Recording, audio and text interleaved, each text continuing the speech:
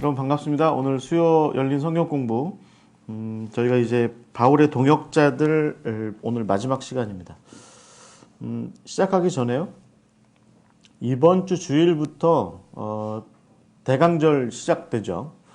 그래서 저희 토비아에서 미라클 지저스라고 하는 대강절 어린이 교재를 만들었습니다. 판매하는 거 아니고요. 저희 사역에 동참하시면 저희 사역에 동참하시는 방법이 있습니다. 저희 에게 컨택을 좀 하시면 될 것 같고요. 이 사역에 동참하시면 이 미라클 지저스 교재를 PDF 본으로 무료로 배포해 드립니다. 여러분 교회에서 좀 사용하실 수 있고요. 요즘 코로나로 인해서 비대면 시대인데 아이들 교회 잘 못 오죠. 그래서 저희들이 많이 권장해 드리는 것은 이런 기회에 우리 전사님들이나 선생님들께서 부모님들 신방도 좀 하시고 아이들 신방도 좀 하셔서 이 교재를 좀 전달해 주시고 여기 이제 뭐 그림 그리기 뭐 이런 활동도 많이 있으니까 부모님들과 같이 매주 한 번씩 이 미라클 지저스 성경 공부를 함께 나눈 다음에 잘 이제 색칠도 하고 활동을 잘 해서 이것을 교회로 다시 가지고 오면 교회에서 크리스마스 때 선물도 좀 주시고 하는 그런 활동을 좀 하실 수 있도록 권장해 드리고 있습니다. 미라클 지저스입니다. 아직 뭐 늦지 않았고요. 이번 주가 첫 주니까, 그리고 이것은 저희가 PDF로 나눠 드리는 것이니까 여러분 혹시 관심이 있으시면 지금이라도 연락 주시면 저희가 도와드리도록 하겠습니다. 네. 저희가 두 번째는 저희가 지금 2021년도에 여러분들 교회에서 특별히 사역지 곳곳에서 선교지 어디서나 이 주제로 함께 사역하기를 좀 저희가 좀 요청을 많이 드리고 있습니다. 갈릴리라고 하는 제목으로 사역을 함께 하는 건데요. 그래서 먼저 저희들이 이제 저희 토비아의 사역자들이 이 갈릴리를 주제로 해서 목회자들과 평신도 지도자들, 그다음에 교사들 뭐 이런 분들을 위한 세미나를 진행해 드릴 수 있습니다. 역사와 지리, 문화적인 배경, 또 성경의 이야기들, 또 것들을 통해서 우리가 어떻게 사역해야 되는 것이 맞는지, 어떤 리더십을 갖는 것이 합당한 건지, 또 예수님을 닮아서 어떤 일들을 우리가 마땅히 해야 되는 것인지에 대해서 함께 이야기를 좀 나누는 그런 세미나가 준비되어 있고요. 만약에 이 세미나에 참여하시면 저희들이 내년에 이 갈릴리 사역을 통해서 저희들이 어린이 교재, 청소년 교재, 또 청장년 교재도 나옵니다. 그 다음에 갈릴리라고 하는 주제로 여름 캠프를 실질적으로 아주 독특하고 다양한 방식으로 아주 새로운 방식으로 진행하실 수 있는 캠프의 아이디어와 프로그램도 제공을 해드립니다. 여러분 갈릴리 사역에 동참을 원하시면 저희들에게 연락 주시고 개교회에서 교사교육이나 평신도 지도자들, 목회자들 교육하시길 원하시면 저희들 언제든지 찾아주셔도 되고요. 또 지방회나 노회에서 이런 사역을 좀 함께 하시길 원하시면, 또 갈릴리와 관련된 뭐 성서 지리 세미나 뭐 이런 거 했으면 좋겠다, 우리 지도자들 이런 거 좀 배웠으면 좋겠다 싶으시면 저희들에게 연락 주시면 저희가 성심껏 도와드리고 함께 해드리도록 하겠습니다. 언제든지 연락드리면 달려가겠습니다. 일정이 되는 한 달려가겠습니다. 자, 세 번째는 요즘 광고가 많아졌네 저희가. 세 번째는 저희가 랜선순례 31번째 이야기인데요. 요즘 예루살렘을 쏘다니고 있죠. 저희가 지난주까지 저희가 시온산 자락을 좀 다녔고요. 이번 주부터는 이제 예수님께서 십자가를 지고 가셨던 빌라도 법정으로부터 성박 골고다라고 부르는 그곳까지 예수님께서 십자가를 지고 가셨던 약 800m 정도 되는 거리, 비아 돌로로사, 애통의 거리라고 하죠. 슬픔의 거리, 뭐 이렇게 얘기하는 그 거리에 대해서 함께 나누도록 하겠습니다. 이번에 전편이고 다음 주에 이제 후편이 나가게 되는데요. 계속해서 저희가 예루살렘 이야기 하고 있으니까요. 여러분 내일 저녁 9시에 에피소드 31번째가 열리게 됩니다. 여러분 많이 관심 가져주시고 좋아요, 구독, 알림 설정. 요즘 이거 뭐 좋아요, 구독, 알림 설정 부탁드리겠습니다. 네, 이렇게 저희가 이제 광고를 좀 했고요. 이제 오늘 바울의 동역자들 오늘 마지막 시간입니다. 이제 오늘 하고 나면 저희가 12월 한 달 쉬고요. 네, 한 달 좀 쉬고요. 저보다 훌륭한 분, 제가 신들매도 감당하기 버거우신 분, 김덕진 목사님께서 1월부터 1월 맞죠, 목사님? 1월부터 아마도 7개 도시 확정하셨습니까? 뭐죠? 요한의 7교회. 요한계시록에 있는 7교회를 역사 지리적으로 다루고 요한계시록의 그 의미를 좀 함께 나누는 시간을 7주 동안 8주 정도 걸리겠죠 아마 제 생각엔 진행하도록 하겠습니다. 자, 오늘 바울의 동역자들 바울의 길 여러분께서 집중 잘 해주시면 1시간 안에 끝나고 집중 안 하시는 게 제가 전파로 느껴지면 1시간 반 12시까지 하도록 하겠습니다. 자, 잠깐 기도하고 바울의 길 마지막 시간 함께 하겠습니다. 하나님 감사드립니다. 오늘도 우리에게 말씀을 배울 수 있도록 우리의 마음을 열어주심을 감사드립니다. 주님, 우리가 말씀을 통해서 깨달을 것 깨닫게 하시고 결단할 것 결단하게 하시고 일어설 것 일어서게 하셔서 주님 주의 사람으로서 온전하게 하시고 주의 사람으로서 새롭게 하여 주시옵소서. 오늘 특별히 이제 바울의 길, 바울의 동역자들의 이야기 마지막 편을 함께 나누는데 이 바울이 살아온 여정들을 살펴보면서 동역이라고 하는 것이 도대체 어떤 의미인지 하나님 안에서 예수 그리스도 앞에서 예수 그리스도 안에서 우리가 동역하는 것의 의미가 무엇인지를 다시 한번 깊이 깨닫고 정리할 수 있도록 주님 이끌어 주시옵소서. 시작하는 시간입니다. 마치는 시간까지 성령께서 동행하실 줄 믿습니다. 예수 그리스도의 이름으로 기도하옵나이다. 아멘. 자, 바울의 길 11번째입니다. 11번째 이야기 시작하도록 하겠습니다. 저 얼마 전에 미국 드라마인지 하여튼 넷플릭스인가 어디에서 드라마에서 봤는데요. 갑자기 거기 나온 한 주인공이 이렇게 얘기하더라고요. 내게 불편한 느낌을 주는 것들은 딱 질색이야. 뭐 이렇게 이야기하더라고요. 난 불편한 거 싫어. 나 불편하게 하는 사람도 싫고 나 불편하게 하는 물건도 싫고 다 싫어. 먼저 이렇게 이야기를 하더라고요. 나를 불편하게 하고 귀찮게 하는 모든 것을 증오할 수 있다. 난 미워할 수 있다. 사람이라 할지라도 난 그들을 미워할 거다라고 하는 그런 권리를 주장하는 그런 시대를 우리가 살고 있죠. 그런 것들이 당연한 양 그렇게 자기를 보호하고 자기를 귀중하게 여기고 자기만을 앞세우고 하는 그런 자기가 가장 앞세워지는 그런 자기를 포장하는 그런 시대를 우리가 살고 있는데요. 여러분 어떻습니까? 불편해도 함께하고 짜증나도 함께 살아가고 귀찮아도 함께 일하고 힘들어도 함께 걷는 것이 어떻게 보면 훨씬 더 가치 있는 일일 것 같습니다. 바울의 동역자들은 그동안 우리가 10주 동안에 걸쳐서 함께 이야기를 나누면서 바로 이것을 이야기했던 것 같아요. 다시 한번 말씀드리면 어려워도 함께 걷는 것, 또 실패하리라 여겨도 함께 일하는 것, 그런 가운데 함께하는 기쁨도 주어진다. 이런 것들을 가르쳤던 것이 함께 나눴던 것이 바로 바울의 이 동역하는 이야기들일 것 같습니다.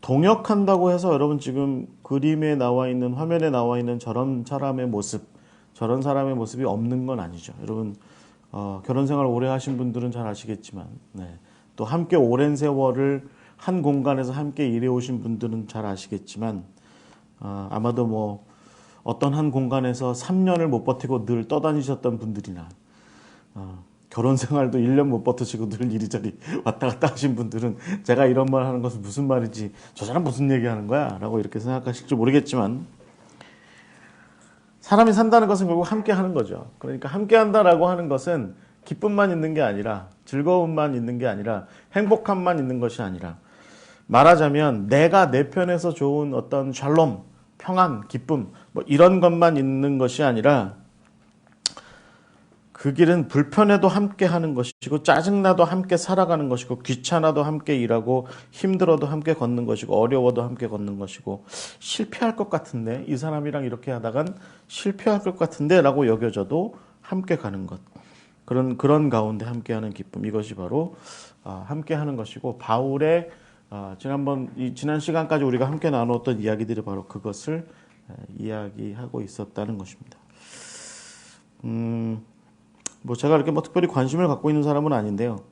제가 이게 준비하면서 그 알프레드 아들러, 여러분 뭐 프로이드와 융과 아들러라죠. 이 세 사람 비슷한 시기에 그 비엔나에서 열심히 정신과 치료 많이 하셨던 분들인데 뭐 근대 세계를 여셨던 분들 축에 들어가는 분이 또 이 아들러도 한 축을 감당한다죠.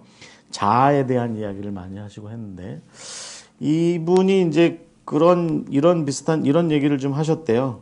고민하지 않고 살고 싶다면, 고민하지 않고 그냥 편안하게 살고 싶다면 그 방법은 딱 하나, 이 우주 가운데에서 그냥 혼자 사는 거다 라고 이렇게 얘기했답니다. 사람으로 사는 이상 관계를 멀리할 수 없고 관계 없이 사는 것도 불가능하고, 사람으로 사는 이상 관계는 어떻게 제거해버릴 수 없는 그 현실이 바로 관계하는 삶인 것이죠. 그래서 결국은 우리가 이제 관계라고 하는 것에 대해서 생각해야 되는 거예요. 그러니까 여러분, 우리가 바울의 동역이라고 하는 것을 여러분들 지난 10주 동안 함께 하셔서 아시겠지만 굉장히 테크니컬하게 다룬 거 아니었죠. 네, 그 의미가 뭐냐. 결국은 바울도 실패했고, 바울도 절망할 때가 있었고, 바울도 어려워할 때가 있었고, 바울도 힘들어할 때가 있었던, 또 그런 와중에 또 바울도 기뻐하고 즐거워할 때가 있었던 그 모든 여정 가운데에서 도대체 관계하는 삶이라고 하는 것을 전제로 한 인생, 또 그런 사역, 그런 신앙, 뭐 이런 것이 도대체 무엇을 의미하는 거냐라는 겁니다. 그래서 저는 가장 중요한 것은, 먼저 이제 우리가 오늘 이제 정리하는 시간에 우리에게 중요한 것은 관계하는 삶의 모양새만 가지려고 하는 유혹과 시험, 이런 것들이 있다는 겁니다. 아들러가 말하는 대로 관계하는 것이 없이 이 우주를 살아간다라고, 이 지구를, 이 인간의 삶을 살아간다라고 하는 것은 그건 불가능한 거다라고 이렇게 이야기를 한다면, 거기에 이제 한 가지 우리에게 문제가 될 만한 것은 뭐냐면 왜곡이 있다는 겁니다. 왜곡이 뭐냐면 관계하는 척하고 사는 겁니다. 관계하는 척하고, 나는 당신하고 관계하고 있어. 하지만 사실은 단물만 쪽쪽 빨아 드시고 계시거나, 나는 당신하고 함께 살아가고 있어 라고 얘기하지만 사실은 먼 나라, 딴 나라, 그렇게 몸뚱아리만 그렇게 같이 있는 것이거나, 모양새만 그럴듯하게 하여서 이웃과 형제, 심지어 자기 자신과 관계하는 그런 삶, 그런 속이는 삶은 우리가 여기서 일단 좀 배제하고, 이제 우리가 이제 마지막으로 함께 나누어야 될 것이 뭐냐면, 바울의 이야기를 통해서 우리가 건강하다, 참 건강하다라고 하는, 신앙 안에서 참 좋다라고 얘기할 만한 그런 동역의 모습, 함께 살아가는 모습, 그것이 무엇이냐라고 하는 것을 좀 이제 이번 시간의 마지막으로 정리를 좀 해보려고 해요. 여러분, 지난 시간에 제가 그 헨리 나우엔의 그 In the Name of Jesus, 그러니까 오직 예수 이름으로만이라는, 오직 예수 이름으로라는 그런 책을 좀 소개를 해드렸죠. 거기 이제 등장했던 사람이 헨리 나우엔과 같이 여행을 했던 중복장애자가 요 사람 빌 반 뷰렌이라는 사람이죠. 제가 이제 그런 말씀 드렸죠. 헨리 나우엔이 어느 날 예수님께서 둘씩 짝지어서 사역지로 제자들을 보내셨다라고 하는 것을 상기하고, 헨리 나우엔도 데이브레이크라고 하는 장애인 공동체에서 봉사자로 이제 살아가면서 그 스스로가 신부로 살아가면서 사제로 살아가면서 예수님께서 말씀하신 그대로 어떤 일이든 내가 함께 하겠다라고 그렇게 마음을 먹었고, 그리고 이 중복장애자였던 빌 반 뷰렌과 더불어 늘 함께 동행하는 일들이 많았답니다. 그래서 이 사람이 이제 워싱턴에 있는 인간개발연구소에서 초청이 있었던 21세기 리더십에 대한 강의를 하게 될 때, 이 헨리 나우엔이 이 빌 반 뷰렌과 함께 같이 여행을 했다고 이제 그렇게 말씀을 드렸죠. 헨리 나우엔은 기본적으로 영성이라고 하는 것을 관계로 놓고 보는 경우가 굉장히 많이 있었다는 겁니다. 그래서 헨리 나우엔이 그의 깊은 묵상에서 우리가 예수 그리스도의 영 안에서 산다는 것의 의미가 뭐냐, 그것을 이렇게 얘기하면서, 그 사람이 이제 In the Name of Jesus 말고 또 다른 책 엄청나게 많이 쓰신 분이긴 하지만 아주 간단한 소책자 많이 내셨죠. 그런데 이분이 1975년에 영적 발돋움, 우리 이제 두란노에서 나온 책 제목은 영적 발돋움입니다. Reaching Out이라고 하는 제목인데요.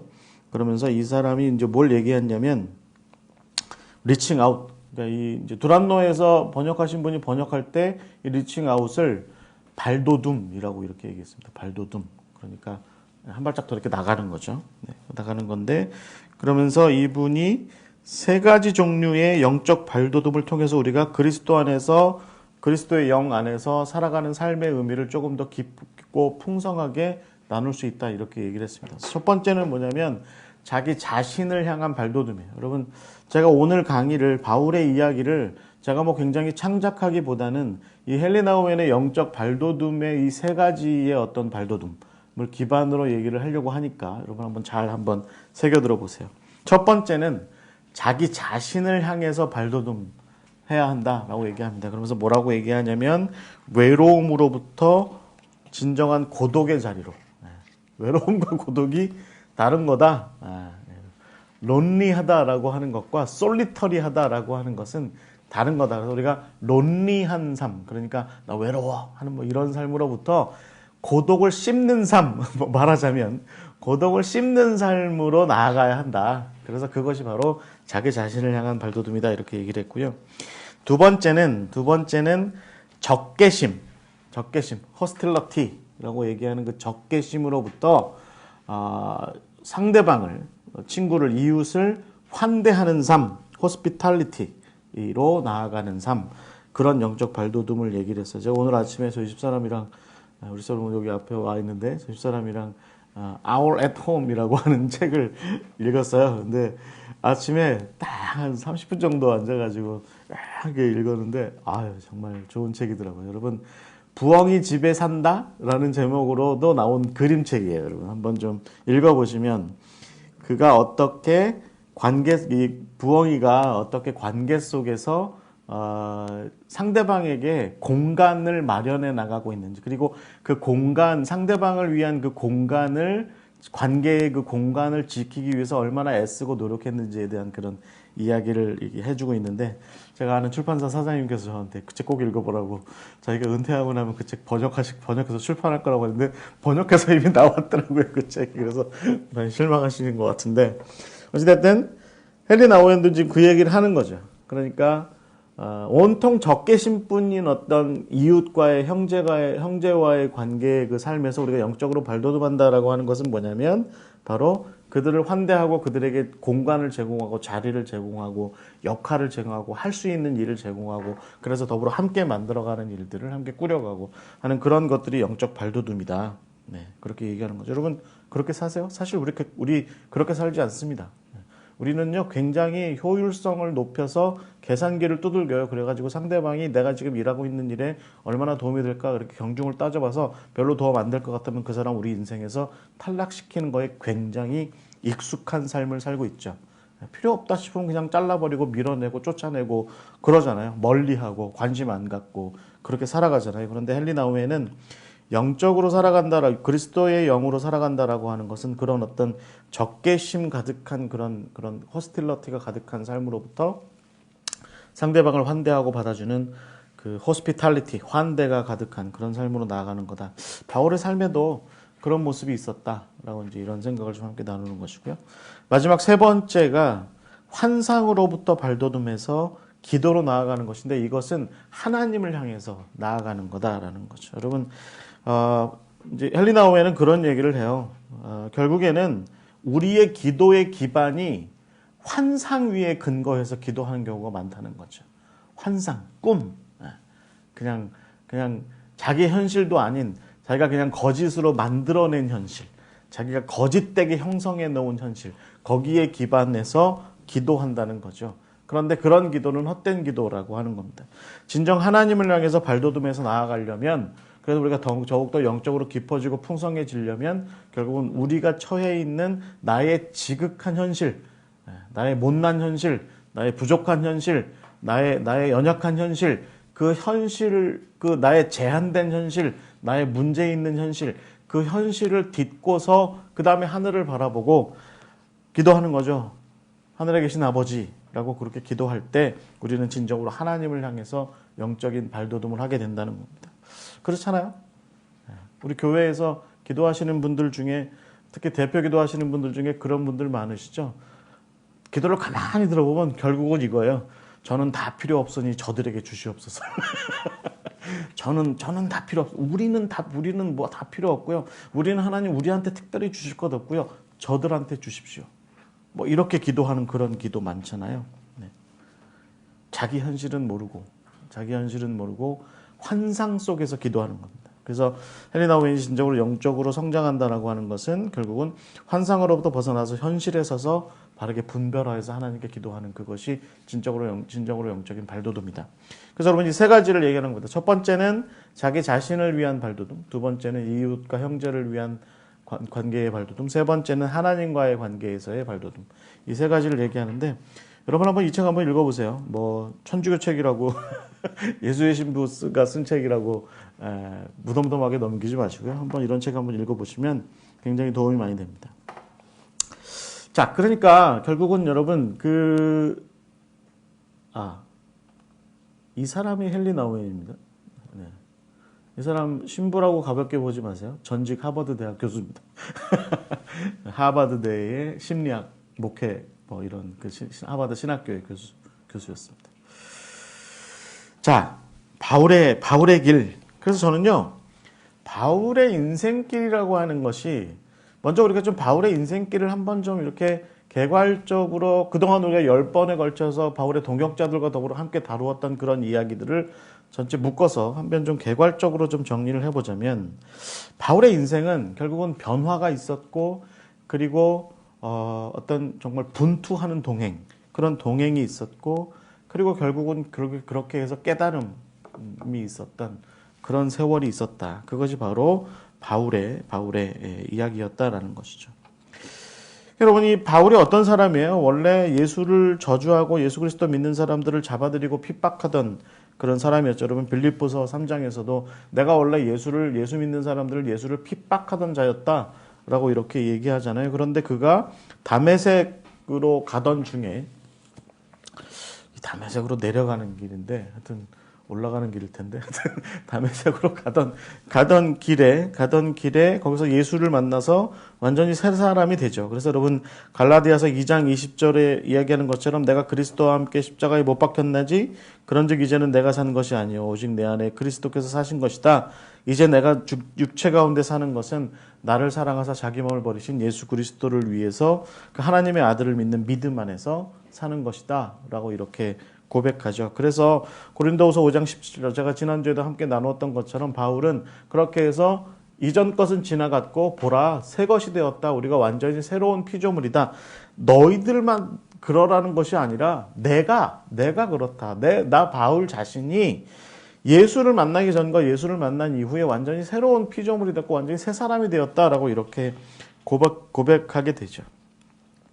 여러분 제가 지난주에도 이제 함께 그런 이야기를 나누었지만 바울이 그리고 나서 여러분 뭐 그 이전에 이랬던 사람이 그 이후에 다메섹 도상 이후에 이런 사람이 되어서 예수로 인해서 변화된 이후에 완벽한 사람이 되었냐? 그렇진 않습니다. 하나님 보시기에 천국에 데리고 오기에 뭐 불편함이 없는 그런 어떤 충분한 그런 사람이 되었을지는 모르지만 바울 스스로가 이후에 결국은 다메섹에서의 예수 그리스도를 경험한 이후에 온전히 하나님의 사람으로서 온전한 존재가 되기 위해서 이후에 끊임없이 자기 성장의 여정을 계속해서 거쳐가게 되었다라고 하는 것이죠. 네. 우리도 여러분 마찬가지일 것 같아요. 네.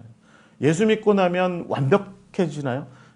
내가 예수를 믿고 예수 믿기로 하고 예수님의 십자가의 보혈로 내가 온전히 중생의 체험을 하고 의롭게 되었다라고 하는 그런 중생의 소위 그런 어떤 구원받는다라고 하는 그런 어떤 경험을 하게 되면 그로부터 우리가 뭐 완벽해지나요? 대부분의 우리 신앙의 선배들이 이야기하는 게 뭔가요? 결국은 그 이후에 우리에겐 성화의 과정이라고 하는 것이 필요하다. 뭐 교단마다 좀 약간 성화의 과정이라는 게 급진적인지 단계적인지 뭐 이런 차이는 좀 있을지 모르겠지만 어찌됐든 예수 그리스도로 인하여서 우리가 새 사람이 되었다라고 되었을 때 그 새 사람 이후에 우리는 좀 더 온전한 사람이 되고자 하는 하나님의 성령의 사람이 되고자 하는 제가 속해 있는 교단의 표현으로 하자면 성결한 사람이 되고자 하는 그 여정이 있다라고 하는 거죠. 저는 그래서 바울의 길이라고 하는 것을 우리가 특별히 바울의 동역자들을 다루는 이 성경 공부에서 바울이 그래서 다메섹 이후의 여정을 어떻게 이야기할 수 있는 거냐라고 묻는다면 관계 속에서 온전하여지기 위한 길이었다는 겁니다. 관계 속에서 온전하여지기 위한 길. 그러니까 여러분, 우리가 예수 믿기로 하고 변화된 이후에 토굴 속에 들어가서 동굴 속에 들어가서 주님 오시는 날까지 뭐 해골바가지 물 퍼먹으면서 그러고 사는 사람들이 아니라는 거예요. 우리는 분명히 바울처럼, 우리도 바울처럼, 바울도 우리처럼 결국은 예수 그리스도를 믿기로 한 이후에 여전한 관계적 삶을 이어가는 것, 그것이 바로 우리의 인생이고, 바울은 그런 여정, 즉 자기가 온전하여지는 그 여정을 신실하게 충실하게 걸어갔고, 그래서 우리는 그 바울이 온전하여지고자 하는 그 여정 내내 우리가 지켜볼 수 있는 그 삶의 분투의 소재가 뭐냐면, 혹은 주제가 뭐냐면 관계, 동역입니다. 동역입니다. 그렇죠. 네. 옛날에 저희 그 수련회 끝나고 나면, 중고등부 때 수련회 끝나고 나면 그런 거 많이 있었죠. 네. 수련회 때 성령 받고, 성령 받았나? 예수 믿기로 하고, 온전히 믿기로 하고, 성령 받고, 방언도 하고, 막, 그리고 나서 집에 돌아가면 첫 번째 관계 문제에 봉착하잖아요. 어머니하고. 교회에서 수련회 끝나고 나면 집에 가면 어머니하고 한판 싸우시죠. 네.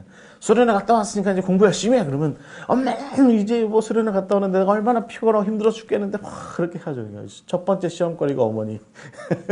그래서 결국은 새 사람이 된 이후에 첫 번째 시험거리 어머니와의 관계에서 이미 우리는 무너지고 쓰러지는 것이 바로 우리의 모습인데, 바울도 그랬다는 겁니다. 바울도. 그리고 제가 이제 결론부터 미리 말씀드리자면, 그럼 바울이 굉장히 성공적이었냐? 꼭 그렇진 않다. 꼭 그렇진 않다.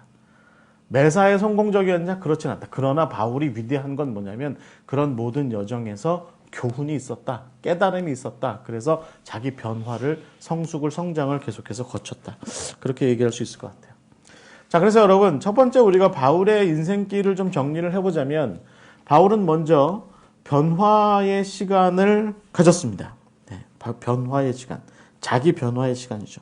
여러분, 이 바울의 변화의 시간, 그러니까 다메섹에서 우리가 보통 알고 다메섹으로 가는 길에 겪었던 그 변화의 과정은 생각보다 굉장히 격정적이었습니다. 굉장히 아주 극적이었고, 그래서 우리가 보통 드라마틱하다. 여러분 그림에서 보시는 것처럼 예수님께서 저렇게 우통 벗으시고 나타나셔가지고 네가 핍박하는 예수다라고 이렇게 얘기하시며 바울의 인생길을 크게 변화시키셨죠. 원래 여러분 바울이 가말리엘 밑에서 유대교의 충실한 훈련을 받았던 사람이고, 나중에 여러분 빌립보서에서도 그렇게 얘기하는 것처럼 나는 히브리인 중에 히브리인이다 라고 이렇게 얘기할 정도로 아주 대단한 훈련을 많이 받았죠. 그렇게 해서 정말 유대교의 특심이 있는, 열정이 있는 그런 사람이었는데, 그러다가 인생 항로에 중대한 변화가 생겼고, 그래서 결국은 그 다메섹으로 가는 그 길에서 바울은 예수 그리스도로 인하여서 온전히 새롭게 변화된 사람이 되죠. 그렇게 해서 결국은 예수님에 의해서 이방인에게 예수 그리스도를, 그 복음을 전하는 사람이 됩니다. 여러분, 특이한 것은 그리고 나서 바울이 아라비아에서 3년, 그 다음에 다소에서 10년 정도 세월을 보내요. 그러니까 총 거의 한 13, 14년 정도의 세월을 아주 특별한 시간을 갖습니다. 우리가 보통 일반적으로 FF 브루스는 이 시간에도 바울은 가만히 있지는 않았을 거다 이렇게 얘기는 하지만, 그럼에도 불구하고 우리가 좀 생각해 볼 수 있는 건 뭐냐면, 바울이 이 시간에 말하자면 좀 자기 신념을 좀 굳건하게 세우는 그런 시간을 좀 많이 가졌다라고 하는 것이죠. 아라비아에서, 그리고 다소에서 그런 시간들을 많이 겪습니다. 그리고 나서 바울이 이제 자기가 앞으로 어떤 일을 해야 되겠다라고 하는 것에 대한 굳건한 자기 신념을 세우게 된 즈음에 바나바가 와서 다소에 있는 이제 바울에게 와서, 바울, 나랑 같이 안디옥 교회 가서 함께 사역하자. 너 좀 잘 익었나? 네, 옛날에 어떤 드라마에서 그렇게 얘기했던 것 같은데, 잘 익었나 보자. 이렇게 얘기하고서 그 사원으로 이렇게 채용해서 했던 그 미생인가? 그 드라마에서 그런 얘기 하는 것 같은데, 마찬가지죠. 바나바도 바울이 이제 좀 자기만의 시간, 좀 독립적인 시간을 거의 10몇 년을 이렇게 갖도록, 이렇게 좀 말하자면 방치를 좀 하고 나서 그리고 나서 바울을 안디옥으로 데려와서 거기에서 바울과 더불어 함께 사역하고, 그리고 안디옥 교회는 그렇게 정말 잘 준비된 어떤 바울, 그를 이방인을 위한 사도로 그렇게 세우게 되죠. 그렇게 해서 이방인의 사역자로 나가게 되는데, 여러분 사실 이후의 시간들이 적어도 제가 보기에는 1차 전도여행, 2차 전도여행을 이렇게 넘어가면서 이후에 이 바울의 시간들이 결코 그렇게 녹록한 시간들은 아니었어요. 그러면 뭐 그 전에 바울이 그 아라비아와 다메섹을 거쳐서 예루살렘을 거쳐서 다소로 나아가는 그 일정 내에서도 다메섹에서도 뭔가 좀 그 아레타스 왕하고 좀 티격태격하는 그런 일들도 있었고, 또 예루살렘에서도 결국은 예루살렘에 있는 유대인들하고 좀 이렇게 좀 설왕설래하는 바람에 초대 기독교 유대 예루살렘 교회 사람들에게 이렇게 좀 불편함을 끼치게 되죠. 네. 대충 이제 바울이 초기에는 이런 모습들을 좀 많이 보여줍니다.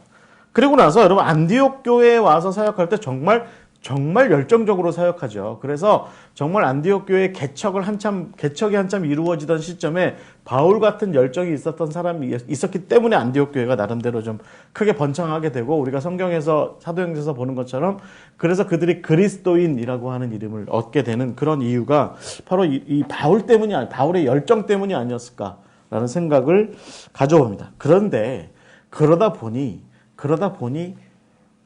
말하자면 갈등을 빚는 경우도 많이 있었겠죠. 바울은요, 순둥이는 아니었던 것 같아요, 제가 보기에는. 그냥 좋은 게 좋은 거죠 라고 하면서 이렇게 성격 좋게 좀 차분히 편안하게 좀 이렇게 좀 샬롬 하면서 이렇게 좀 편안하게 넘어가는 그런 스타일은 아니었습니다. 바울은 뭐 좀 문제다 싶으면 가만히 보지 못하는 거죠.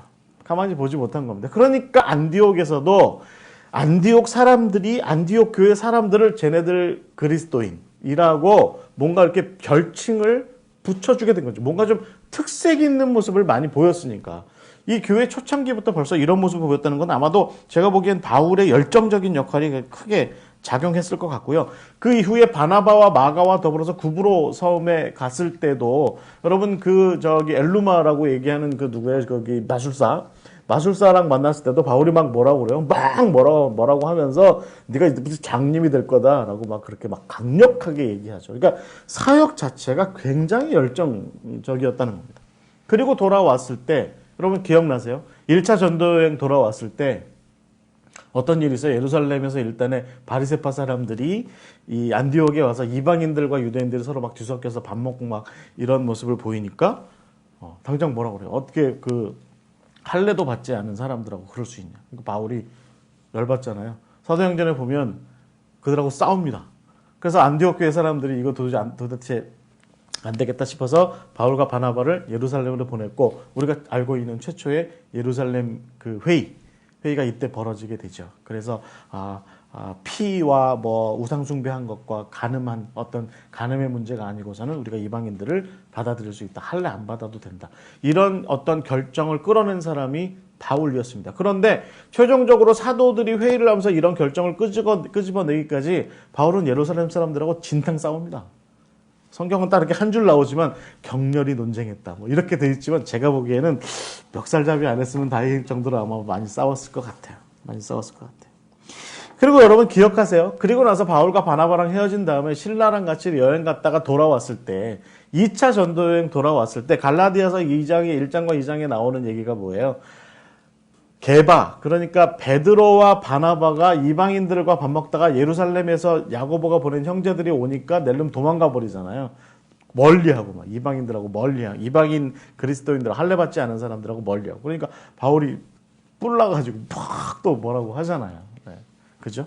그런 모습이 바울에게 있었어요. 그런 모습이. 그러니까 초기 시절에 바울은 그렇게 해서 자기가 지금 세워가고 있는 신념, 자기가 세워가고 있는 어떤 확고한 어떤 이념, 자기의 어떤 생각, 이런 것들이 훨씬 중요했던 사람이 바울이었습니다. 그러니까 결국에는 다메섹에서도, 또 제가 보기에는 아라비아에서도, 예루살렘에서도, 제가 보기엔 다소에서도, 여러분 고린도 후서에 나와 있는 내가 태장도 맞고 어려움 겪었다 하는 그런 이야기들이 혹시 다소에서 10년 동안 있으면서 겪었던 일이었을 수도 있다. 이런 얘기를 학자들 합니다. 그러니까 바울은 일단 자기가 확고하게 신념으로 세운 이 생각들을 펼치고 드러내놓고 표현하고 이런 것들이 너무나 중요한 사람이었습니다. 그러니까 가만히 있지 못했던 거죠. 당연히 교회에는 여러 종류의 사람이 있었어요. 초대교회에도 여러 종류의 사람이 있었고요. 바울과 입장이 다른 사람들도 있었어요. 대표적인 사람들이 누구였습니까? 예루살렘 교회 사람들이었잖아요. 예루살렘 교회 사람들 입장에서는 바울의 그런 이방인들과 서슴없이 막 그렇게 정말 그렇게 행동하고 그렇게 관계하고 그런 것들이 예루살렘 교회 입장에서는 너무 부담스럽고 어려운 문제였던 거죠. 그러니까 좀 자제하십시오. 자제하십시오. 얘기할 때 바울이 가만히 못 있었던 거죠. 나는 그럴 수 없다. 나는 그럴 수 없다. 라고 그렇게 얘기했고, 제가 이제 이 성경 공부에서 다뤘던 건 뭐냐면, 바나바나 마가랑 결국은 바울이 서로 틀어지게 된 이유도, 바울의 이 너무 격정적인 태도, 너무 격정적인 태도, 이방인들을 향해서 정말 막 불섭에 뛰어드는 무슨 불나방처럼 막 확 하고 이렇게 달려드는 그런 모습에 대해서 바나바나 마가가 말하자면 포용을 못한 거죠. 수용을 못하는 거예요. 이거 너무 열정적으로 달려가니까 우리 못 따라가겠어요 라고 그렇게 얘기했던 것이 아마도 바나바나 어떤 마가의 모습이 아니었을까. 신라는 제가 보기엔 겨우겨우 따라갔던 것 같아요. 겨우겨우 그렇게 쫓아다녔던 것 같아요. 네. 이게 초창기의 바울의 모습이에요. 그러니까 바울은 결국은 관계라고 하는 측면에서 보자면 자기 자신과의 어떤 자기가 지금 세워나가고 있는 것을 더 굳건하게 세우고 온전하게 세우고 그것을 사람들 앞에 자기 주장을 피력하는 것이 너무나 중요한 세월. 이 세월을 지금 바울은 초창기에 보내고 있었던 것이죠. 여러분, 바울은 이방인을 위해서 자기가 세움받았다라고 하는 이 문제가 너무 굳건했습니다. 그래서 이 문제에 대해서 정말 요만큼의 타협도 없고 요만큼의 굽힘도 없이 이방인들을 향해서 나갔고, 자기에 대해서 이방인의 사역을 그렇게 저렇게 하는 것에 대해서 이리저리 말하는 사람들, 유대인이건 유대인 그리스도인이건 가리지 않고, 내가 하나님께 예수님께로부터 부름받아서 내가 그렇게 하는, 예수님이 나를 이렇게 세웠다니까 라고 이렇게 얘기할 줄 알았던 사람이 바로 제가 보기엔 바울이었어요. 그러니까 여러분, 이 교회 안에도 이런 사람 있죠. 옆에 그런 사람이 있어요. 어떻게 해도 자기 주장을 굽히질 않아.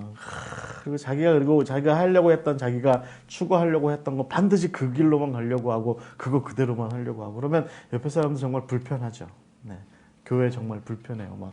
저희 교회처럼 이렇게 민가 한복판에 있는데 우리는 북치고 장구치고 부흥해야 돼. 그러면 이제 제가 이제 말리죠. 저 같은 유연한 사람은 아니, 주변에 사람들도 시끄럽고 그런데 부흥회를 꼭 그렇게 시끄럽게 해야 되냐고 그러면 저희 교회 어떤 성도가 그렇게 얘기할 수도 있죠. 믿음대로 해야죠. 믿음대로 해야지. 그렇게 얘기하면 불편하죠. 그러나 여러분, 바울은 이 모든 초창기에 자기를 세우는 여정을 착실하게 이어갔습니다. 그리고 그것을 동역자들과 함께 이어가요. 우리는 바울과 마가가 헤어졌다. 신라도 좀 힘들어하지 않았을까? 디모데도 힘들어하지 않았을까? 이런 생각을 가질 수도 있지만 그럼에도 불구하고 바울은, 그리고 초대교회 사람들은 바울과 더불어 함께 그 이방인을 위한 그 사역을 하는 일을 멈추지 않았다는 겁니다. 여러분, 성경 어디에도 바울이 하는 일을 뜯어 말렸다라든지, 바울이 그래서 못했다라든지, 바울이 그래서 더 이상 할 일을 다 못했다든지 이런 얘기는 나오지 않습니다. 적어도 교회 공동체가 그걸 말렸다는 얘기는 나오지 않아요. 이게 바로 바울의 첫 번째 모습이었고, 바울이나 또 초대교회 사람들, 그러니까 바나바나 신라나 이런 사람들은 다 결국은 바울이 그 길을 혼자 가는 것으로 선택하지 않도록 더 어떻게든지 더불어 함께 가도록 하는 그 여정을 이렇게 이끌어냈고 그 여정을 이렇게 나아갔다는 것이죠. 그래서 동행하던 이들과 바울이 결국은 끝까지 함께 하지는 못했더라도 그는 그가 받은 이방인을 위한 복음 전파의 그 사명을 결국은 하나님의 사람들과 늘 함께 하기 위해서 노력하고 애썼던 사람, 그거 바로 바울의 모습이었다는 겁니다. 두 번째 바울의 이야기가 이제 우리가 바울의 인생 이야기를 좀 생각해 봐야 되는 것이 뭐냐면, 결국은 그래서 바울이 결국에는 슬슬 이제 자기만의 주장이 아니라 결국은 어떤 동역자들과 더불어 함께 만들어가는 여정. 그것을 이제 그 다음 단계에서 점차적으로 만들어가는 모습을 볼 수 있게 돼요. 그래서 결국은 바울은 하나님의 사람들과 동역해서 동행하는 일들의 그 희노애락을 온몸으로 온 마음으로 체험하는 시간들을 이렇게 보내게 됩니다. 바울이 전반적으로 여러분 이게 지금 이제 바울이 그 3번에 걸쳐서 그리고 마지막 로마로까지는 갔던 여행 다를 이렇게 표시해 둔 건데요. 여러분 복잡하시죠? 네. 복잡하죠. 여기 파란색이 그러니까 첫 번째 전도 여행 요만큼 이렇게 했고요. 두 번째 전도 여행이 요 분홍색입니다. 이렇게 가서 비시디아 지역을 지나서 무시아를 통해서 드로아로 가서 그래서 여기 빌립보, 데살로니가, 아테네 거쳐 고린도 갔다가 다시 이렇게 돌아서 이렇게 배 타고 돌아와서 에베소 잠깐 들렀다가 여기 지도상에는 예루살렘으로 갔다가 안디옥으로 갔다가 나오는데 안디옥 갔다가 예루살렘 갔다가 왔는지 하여튼 네 이렇게 거쳐 갔고요. 나머지 세 번째는 이제 본격적으로 이 전반 지역을 다 돌아야 되고 특별히 이 에베소에서 특히 두란노에서 집중적으로 사역하는 그런 모습들이 있죠. 전반적으로 여러분 이 3번에 걸친 전도여행에서 우리가 좀 각별히 봐야 되는 건 뭐냐면 예를 들어서 사도행전 18장 6절이에요. 바울이 이 1차 전도여행 그 다음에 2차 전도여행을 넘어가면서는 전반적으로 어느 도시에 가면 유대인들이 있는 회당 거기에 가서 거기서부터 사역을 이렇게 시작해요. 그런데 이게 점점 그렇게 하는 일들이 쉽지 않게 됩니다. 왜냐하면 데살로니카에서도 한번 모함 겪었죠. 근데 베레아에서도 막 시끄러웠죠. 그다음에 고린도 와서도 또 한 번 시끄럽게 돼요. 그래서 사도행전 18장 6절에 보시면 바울이 결국에는 회당에서 몸을 털죠. 몸을 털면서 너희 피가 너희 머리로 돌아갈 것이다. 나는 깨끗하다. 이후에는 내가 이방인에게로 갈 것이다. 라고 이렇게 얘기하고 그 이후에는 바울이 대체적으로는 유대인들의 회당하고도 어느 정도 관계를 맺죠. 왜냐하면 바울 스스로가 유대인인 것을 한 번도 벗은 적은 없어요. 이렇게 나는 이제 더 이상 이제부터는 유대인이 아니야. 이제 이렇게 얘기한 적은 없으니까 그가 언제나 어딘가에 어떤 선교 여행지를 가게 되면 회당을 들러서 어떤 절차도 밟고 유대인으로서의 마땅히 해야 될 일들을 하는데 그러나 여러분 에베소에서 우리가 두란노에서의 일들도 우리가 볼 수 있듯이 바울은 그 이후엔 점차적으로 유대인 근거지인 회당으로부터 벗어나서 이방인들의 근거지 그러니까 대체적으로 어디죠? 브리스길라와 아굴라와의 이 집이 대표적입니다. 대체적으로 이 사람 브리스길라와 아굴라의 집에서 많이 사역합니다. 에베소에서도 그랬고 고린도에서도 그랬고 그 다음에 로마에서도 그랬습니다. 이후에 나머지 일정들. 그 다음에 나머지 일정들은 이제 그가 세운 성도들이 있는 집들을 중심으로 해서 이제 그렇게 그 사역을 하게 되죠. 대체적으로 여러분 이후에 바울은 유대인뿐만 아니라 이방인들과 함께 사역하기 시작합니다. 유대인들과도 사역하지만 이방인들과도 사역하죠. 그러니까 디모데나 브리스길라나 아굴라나 소스데나나 이런 사람들은 다 유대인들이었겠죠. 그런데 디모데 대표적으로 반유대인이죠. 반유대인. 제가 디모데에 대해서 얘기할 때 뭐라고 말씀드렸어요? 호로자식이라고 얘기했잖아요. 호로자식입니다. 엄마가 유대인이고 아빠가 이제 헬라 사람인데 유대인들은 그런 가정에 태어난 애를 호로자식이라고 얘기했습니다. 디도 같은 사람 제가 보기에는 이제 유대인 아니죠. 그 다음에 신라는 유대인이었을 가능성이 높고, 또 여러 사람들이 있습니다. 지난번에 우리가 다뤘던 더디오, 이런 사람들은 유대인이 아닐 가능성이 굉장히 높고, 빌레몬 같은 사람들, 드로비모, 이런 사람들이죠. 가이오, 에라스도, 다 그렇습니다. 그러니까 이 사람이 결국에는 이후에는 유대인뿐만 아니라 이방인들과도 같이 이렇게 동행을 하게 되는데, 여러분, 이 모든 여정에서 결국은 바울은 이제 동역자들과 더불어 함께 가게 된다는 거예요. 그래서 동역자들과 함께 하는 와중에 동역하는 한계 속에서 늘 일한다는 겁니다. 동역하는 한계 속에서. 그러니까 바울이 무슨 슈퍼맨 아니잖아요. 바울이 슈퍼맨이 아닌 이상에 동시다발적으로 여러 곳에 등장할 수는 없죠. 그러니까 내가 지금 고린도에 앉아서 로마에 동시다발적으로 갈 수도 없고, 에베소에 앉아서 고린도에 갈 수도 없고, 또 뭐 고린도에 있으면서 어디 뭐 다른 데를 할 수도 없고, 어떤 그레테에 앉아 있으면서 달마티아를 볼 수도 없고. 그러니까 그 모든 일들을, 그러니까 이제는 점점 바울이 세운 교회들이 점점 많아지고, 또 바울이 함께한 사람들도 많아지고, 바울이 앞으로 선교해야 될 곳들도 점점 많아지게 됐을 때, 바울은 동역자들과 함께 하게 되는데, 그런데 그 동역자들과 함께 하는 시절 내내 바울은 결국은 나름대로 그 동역자들과 더불어서 한계와 부침과 난관과 어려움과 더불어서 기쁨과 행복도 함께 많이 누리게 됐다는 겁니다. 바울은 이 모든 시간들 가운데 이 사람들과 다 희노애락을 함께 합니다. 예를 들어서 여러분 한번 생각해 보십시오. 마가나 바나바의 얘기 뭐 제가 자주 말씀드리지만 그들과의 동역 관계에서 바울은 기쁨도 있었겠지만 반대로 어려움도 난관도 슬픔도 있었습니다. 실라와 디모데와 함께하는 여정 내내 여러분 바울이 어떤 마음이었을 것 같아요? 실라와 디모데랑 베레아까지 같이 해요. 근데 그 다음에는요, 실라와 디모데랑 헤어져서 바울은 줄곧 혼자서 아테네 갔다가 고린도 가서, 제가 그런 말씀 드렸었죠. 고린도에 가서 털썩 주저앉았다고. 털썩 주저앉았다고. 그리고 나서 여러분 사도행전 18장에 보시면 그가 브리스길라와 아굴라, 그러니까 로마로부터 온 그리스도인들이 이 고린도에 살고 있다는 얘기를 듣자 그들이 바울에게 온 게 아니라 바울이 그들에게 가요. 얼마나 지금 힘이 들었으면. 말하자면 나 좀 살려주세요 하고 간 거예요. 그러니까 그 와중에 바울은 끊임없이 실라와 디모데한테 빨리 와. 빨리 와라고 얘기를 합니다. 계속해서. 나 좀 도와줘. 나 지금 너무 힘들어. 나 좀 도와줘. 야, 행랑도 너네들이 다 갖고 있잖아. 나 그 밤에 나 그냥 몸뚱아리만 빠져나왔어. 그래서 나 뭐 가진 것도 없어. 너무 힘들어. 여기 고린도에서 먹고 살 길이 막막해. 빨리 와.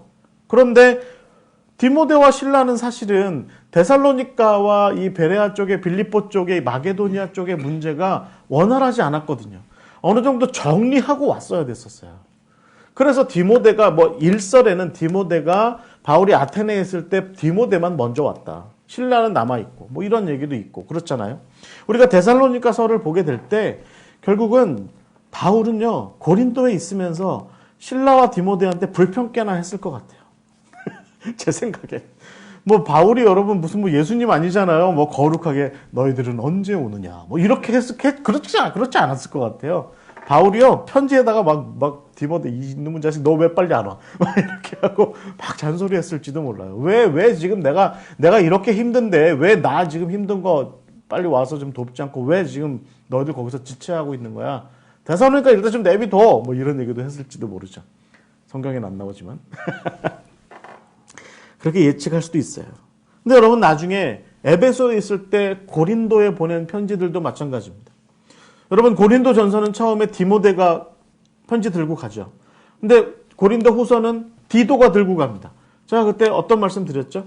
디모데가 모정에 좀 실수를 한 거 아니겠냐. 그래서 고린도 후서는 바울이 야 이번엔 디도 네가 가라 했을 테고 디모데 너는 내 옆에서 근신하고 좀 잠깐 좀 훈련 좀 더 받아. 너 가서 그게 뭐야? 너 그런 식으로 하려고 그렇게 갔어?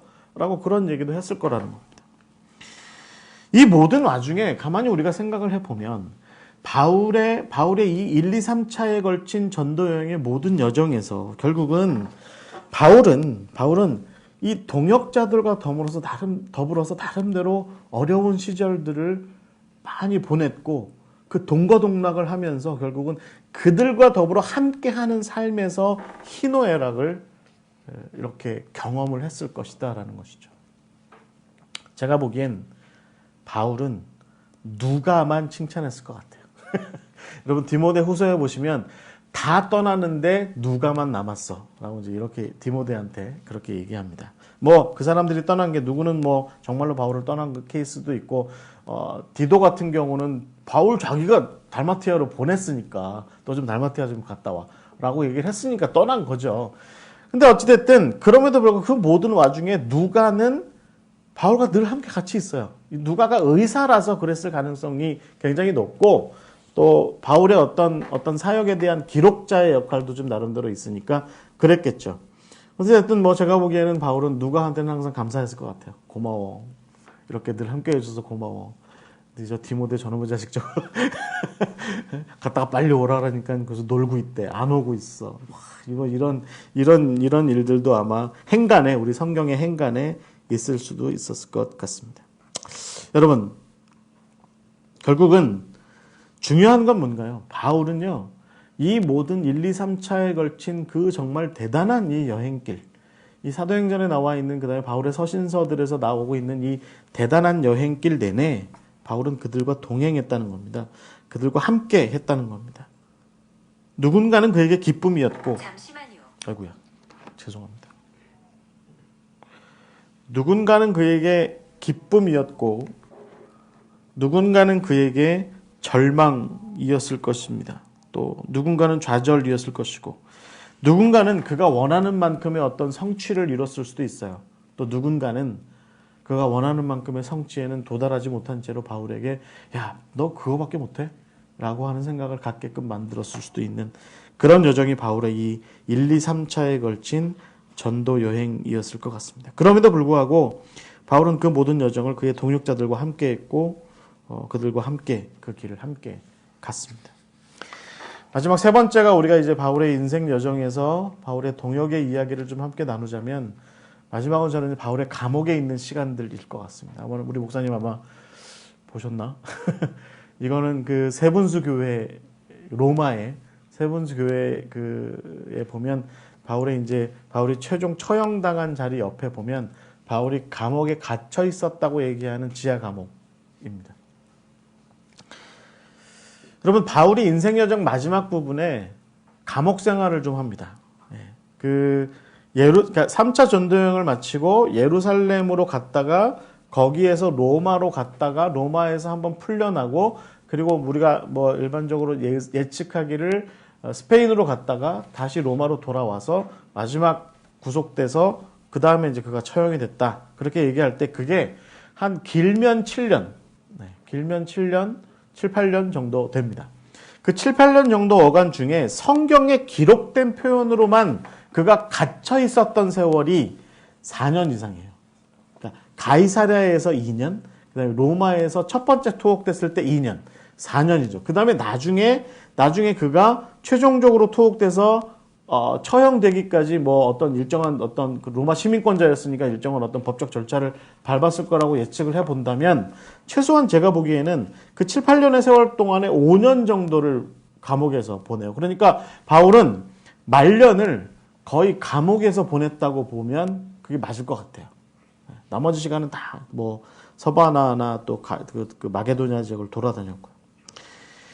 그 기간 내내 뭐 바울이 물론 이렇게 정말 보통 우리가 감옥 생활 하듯이 이렇게 독방 감옥에 혼자 있었다 그렇진 않습니다. 가이사랴의 감옥에 있을 땐 로마 총독들이 배려를 해서 사람들과 만났고요. 그 다음에 로마의 첫 번째 투옥됐을 때도 카피톨리노 언덕 옆에 쪽에 집 하나 구하고서 집에 연금되어 있었어요. 그러니까 돌아다니지는 못했죠. 하지만 갇혀는 있었습니다. 사람들은 만났지만 그가 원하는 만큼 자유롭게 만날 수 있는 시간은 아니었습니다.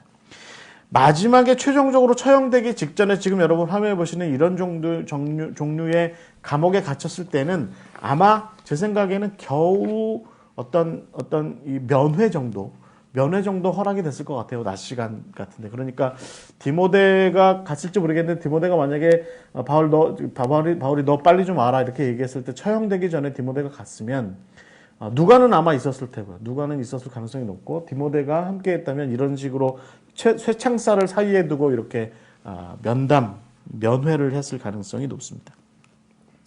여러분, 이 시간 동안에 이 한 5년이 넘는 이 투옥 기간 내내 바울이 뭘 했을까요? 예를 들면 투정만 부렸을까요? 투정도 좀 부렸어요. 내 필요를 좀 채워줘라. 그래서 디모데후서에 보시면 디모데한테 뭐라 그럽니까? 내 행랑 가방 좀 가져와라. 내 책 좀 가져와라. 넌 빨리 와라 좀. 디모데후서 4장에 보면 너는 속히 오라라고 이렇게 써 있어요. 우리가 성경을 읽을 때는 그냥 그렇게 읽죠. 디모데후서 4장 9절에 보면 너는 어서 속히 내게로 오라. 이렇게 이제 성경답게 써 있는데 저는 좀 이걸 만약에 뉘앙스를 살려서 읽어보면 빨리 오라고 이놈아. 빨리 좀 와줘. 넌 뭐 하고 있는 거야? 라고 이렇게 다급한 심정에 자기 언제 죽을지 모르니까 좀 인간적인 어떤 면모도 있었겠죠. 그럼에도 불구하고 바울은 이 마지막 시간 내내 우리가 에베소서나 또 골로새서나 또 디도서나 디모데전후서나 빌립보서나 뭐 이런 우리가 보통 바울이 감옥 속에 갇혀 있을 때 보낸 편지들이다라고 얘기하는 그 편지들을 더 면면을 이렇게 살펴보면 결국은 그 성도들에게 혹은 동역자들에게 권면하고 힘을 보태주고 너희들이 앞으로 좀 이렇게 됐으면 좋겠어 라고 하는 그런 이야기들을 담아내고 있다는 거죠. 그런데 그 표현들이 굉장히 좀 정리된 문구들이 많아요. 뭘 의미하겠습니까? 바울은 감옥에 있으면서 죽기도 바빠 죽겠는데 자기 죽기도 바빠 죽겠는데 여러분 디모데후서 4장의 표현대로 내가 선한 싸움을 다 싸우고 달려갈 길을 다 마치고 이제 믿음을 지켜서 내가 이제 그 전제와 같이 내가 부어질 때가 됐다. 이런 그러니까 재단에 올려진 재물에게 기름을 붓는 그런 일들이 나에게 이제 곧 일어나게 될 것이다. 라고 하는 그런 상황들을 다 알고 있는 와중에 바울은 자기의 동역자들과 자기가 개척한 교회의 성도들에게 자기가 함께 왔던 어떤 보이는 동역자들에게 그들을 권면하고 그들을 북돋고 그들을 세워주고 자기가 특별히 자기가 없는 세월 동안에 자기가 죽고 나면 없는 세월이 있을 텐데 그 세월 동안에 그들이 어떤 모습으로 살아가야 하는지에 대한 권면을 꾸준히 계속 이렇게 유언장 남기듯이 그렇게 하고 있다는 것이죠. 그래서 저는 누가 편을 다룰 때 우리가 누가 편 동역자 누가 편을 다루게 될 때 누가가 결국은 제가 역사 비평이나 이런 것들은 얘기하지 않는다고 말씀드렸습니다. 누가복음이 언제 쓰여졌는지 저한테는 묻지 마십시오. 우리는 성경 공부하는 거니까 성경 공부를 놓고 볼 때 누가가 누가복음과 사도행전을 만약에 쓰게 됐다면 그리고 그것이 바울과 함께하는 시간 내에 만약에 많은 부분이 이루어진 것이라고 한다면 그건 바울의 의도가 많이 담겨 있었을 거라는 거예요. 그러니까 누가도 나름대로 자기 목적을 가지고 있었겠지만 바울도 자기 목적을 거기다 담아놨을 거라는 거예요. 무슨 얘기겠습니까? 나 떠나면, 나 없으면 이방인들에게 계속해서 복음이 증거되고 선포되어야 하는데 그 일들이 어떻게 이루어져야 할까? 누가 당신이 좀 그 일을 위해서 어떤 좋은 자료를 좀 하나 남겨줬으면 좋겠어. 그래서 우리가 알고 있는 데오빌로 가카요라고 시작되는 그 편지 두 편이 누가복음과 사도행전이 그렇게 남게 되지 않았나. 그러니까 바울은 감옥에 있는 내내 포스트 바울, 더 나아가서는 포스트 사도들의 초기 사도들의 세대 이후에 다음 세대들이 일어나게 됐을 때 그들과 가운데에서 하나님께서 여전히 사역하실 텐데 그 일들이 잘 제대로 멋지게 훌륭하게 가치 있게 의미 있게 이루어질 수 있기를 바라는 그 마음을 이 감옥 속에 있을 때 잘 담아냈고 우리는 바울의 감옥 속에서의 생활, 감옥 속에서의 동역을 그런 모습으로 우리가 바라볼 수 있게 된다는 것입니다. 정리하자면 여러분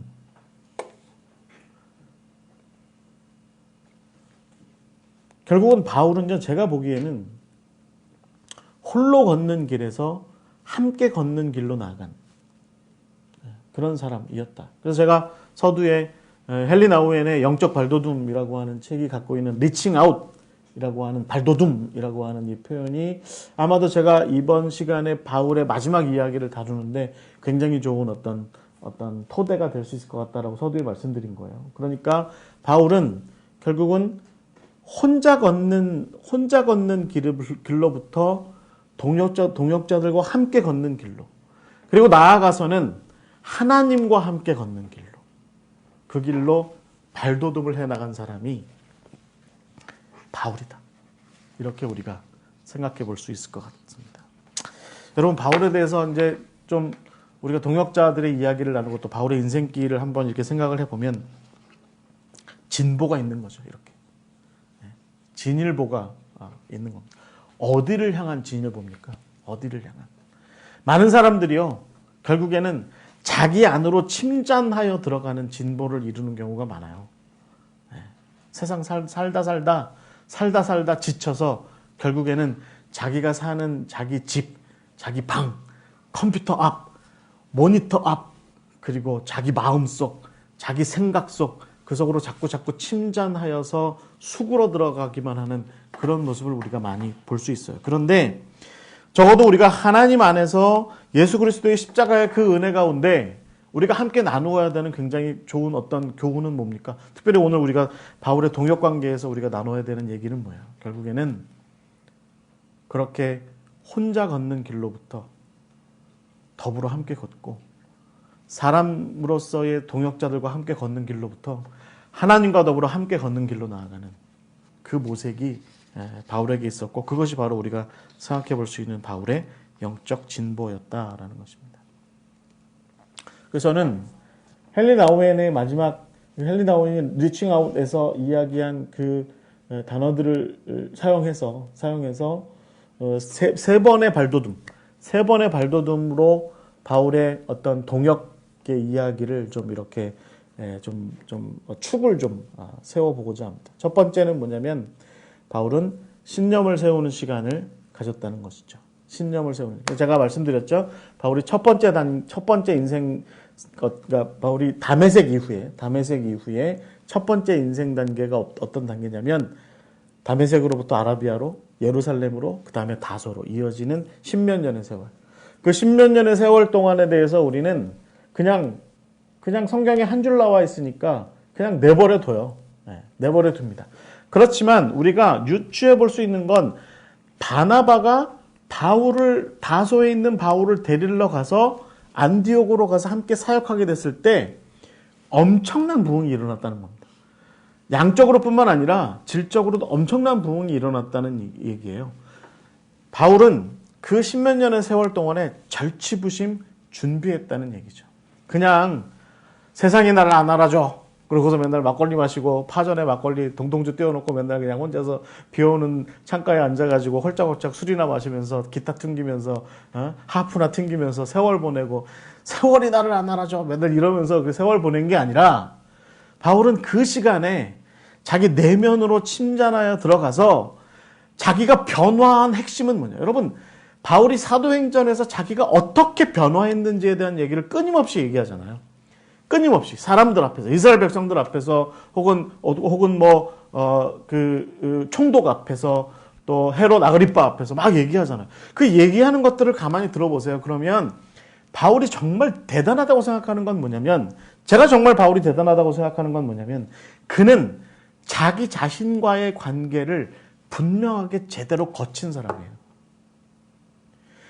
자기 자신과의 내가 지금 어떤 상태고 내가 예수를 만나서 내가 예수 그리스도로 말미암아서 하나님의 말씀으로 인하여서 내가 어떻게 변화했다라고 하는 것에 대한 변화의 진면목을 자기 자신의 내면과의 관계 가운데에서 진지하게 봤던 사람이 바로 바울이었고 그 와중에 그래서 결국은 이전에 내가 이랬으니 앞으로 내가 이럴 거야 라고 하는 맥락에서 내가 앞으로 어떻게 살아가야겠다라고 하는 것에 대한 자기 방향 그것을 분명하게 세운 사람이 바로 바울이었던 거죠.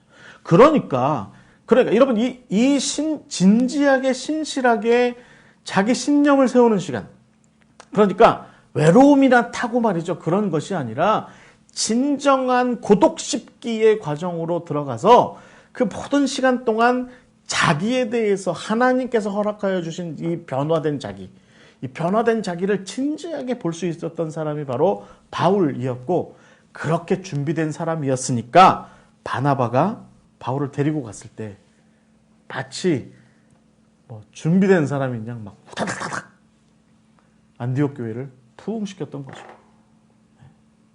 그것이 바로 바울의 첫 번째의 어떤 동역의 모습이었다. 그래서 저는 바울의 동역 관계 얘기를 할 때 제가 대부분 지난 시간 동안 제가 바울의 동역자들의 얘기를 주로 다뤘지만 그러나 우리가 잊지 말고 봐야 되는 바울의 동역 관계에서 먼저 봐야 되는 건 뭐냐면 바울은 자기와의 동역이 확실했던 사람이라는 거죠. 여러분 누군가와 동역하실 때 자기가 불분명한 사람이 있으시면요 버리지 마시고요 기도구리에다가 쳐박으세요. 책상머리에다가 쳐박으세요. 그리고 기도하도록 하세요. 그리고 공부하도록 하세요. 자기를 좀 세울 수 있는 시간을 갖도록 기회를 주셔야 됩니다. 그렇게 해서 자기 신념을 세울 수 있는 시간을 거치고 나서야 우리는 제대로 동역할 수 있는 관계로 나아갈 수 있습니다. 동역에서 제일 힘든 사람이 누구냐면 자기가 없는 사람이에요. 우리가 하나님 안에서 동역 관계를 형성할 때 하나님께서 이런 사람 저런 사람 많이 주시죠. 그런데 이건 내 자신도 마찬가지죠. 내가 누군가와 동역하는 게 굉장히 어렵잖아요. 그 이유는 분명합니다. 그가 나를 볼 수가 없는 거예요. 나의 실체를 볼 수 없으니까 내 손이 어디 있는지를 모르는데, 내 발이 어디 있는지를 모르는데, 내 몸뚱아리가 어디 있는지가 파악이 안 되는데 누가 나에게 와서 함께 저랑 동역합시다라고 저랑 악수하겠습니까? 제가 그림자처럼, 제가 투명인간처럼 지내고 있는데, 자기를 확고하게 드러나는 과정을 거친 사람과 동역하게 될 때, 그때 놀라운 일이 일어납니다. 그렇다고 옆에 사람 괜히 그렇게 몰아세우지 마시고요. 나나 잘하세요, 나나. 내가 명확하지 않은 거야, 내가 명확하지 않으니까 우리 동역관계가 맨날 깨지는 거예요. 우리 부교역자들이 맨날 나한테서 도망가고, 나랑 동역하는 사람들이 맨날 나한테서 도망가는 거예요. 내가 분명하지 않으니까, 그러니까 바울의 이 신념을 세웠던 이 시간, 그래서 정말 고독을 씹었던 시간, 이 시간을 우리가 잘 기억해야 될 줄 믿습니다.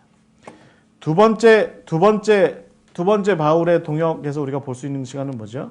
동행하는 시간이 분명하게 있었다라고 하는 것입니다. 여러분, 이 바울의 동행하는 시간, 함께하는 시간, 그러니까 동역이라고 하는 것이 여러분, 그냥 우리 지금부터 3시간만 동역한다라고 얘기하고 나머지 시간은 네가 어떻게 살든 난 상관 안 해. 나랑 동역하는 3시간만 중요해. 그건 동역이 아닙니다. 동역은 동행이 곁들여져 있는 게 동역입니다. 동행이라는 건 뭡니까? 함께 사는 겁니다. 함께 사는 거예요. 함께 살고, 함께 길을 가고, 함께 일을 하는, 그것이 바로 하나님께서 우리에게 허락하여 주신 동행과 동역의 관계입니다. 아담과 하와에서 문제가 뭐죠? 아담과 하와가 선악과 따먹은 거에서 드러난 최초의 문제가 뭐예요? 아담이 하와랑 같이 서 있으려고 하지 않았던 겁니다. 아담이 하와 옆에 같이 서서 우리가 잘못했습니다, 이게 아니라 얘가 문제였습니다. 얘가. 당신이 준 이 친구가 문제입니다라고 얘기하면서 아담과 하와가 함께 서 있으려고 하지 않았던, 동행하고 함께 동거하려고 하지 않았던 문제가 바로 동역의 관계에서 가장 큰 문제입니다. 바울은 동행하죠. 실패할 때도 있었습니다. 우리가 실패의 사례도 배웠어요. 마가와 더불어서 실패했던 바울의 모습을 우리가 보게 되죠. 동행이 다 성공한 건 아닙니다, 바울이. 하지만 그럼에도 불구하고 우리가 바울에게서 배울 수 있는 건 뭐냐면 동행하며 동거하며 동역했다는 겁니다. 그런 가운데 여러분, 우리가 마가의 예도 마찬가지지만 또 오네시모의 이야기, 또 뭐 누가의 이야기, 또 누구예요? 또 뭐 빌레몬의 이야기, 뭐 브리스길라와 아굴라의 이야기, 뭐 이런 사람들의 이야기를 통해서 우리가 배울 수 있는 건 뭡니까? 결국은 바울은요, 이 모든 동행의 시간 가운데 먼저 그 사람을 인정하는 시간이 있었다는 겁니다. 동행하는 내내. 내가 당신과 지금 함께 하고 있는 거야 라고 하는 그 상대의 실체를 인정하는 일이 바울의 동역에서 이 동행하는 시간이 굉장히 중요한 모습이에요. 여러분 한번 잘 생각해 보세요.